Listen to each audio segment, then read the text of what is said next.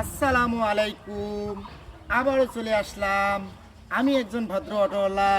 সাধারণ জনগণের দুঃখ দুর্দশা তুলে ধরার জন্য আমি এখন দাঁড়িয়ে আছি কুড়িগ্রাম জেলার ফুলবাড়ি থানার বড়ভিটা ইউনিয়নের ধনিরাম ৩ নং ওয়ার্ডে। আপনারা দেখতেছেন ভাই, এটা হলো আমাদের ওয়াবদা রাস্তা, ওয়াবদার বাঁধ। আপনারা দেখতেছেন যে বাঁধটা পুরাই ভেঙে যাচ্ছে আস্তে আস্তে, ভাঙতে ভাঙতে পুরা বাচ্চায় ভাঙা শেষ।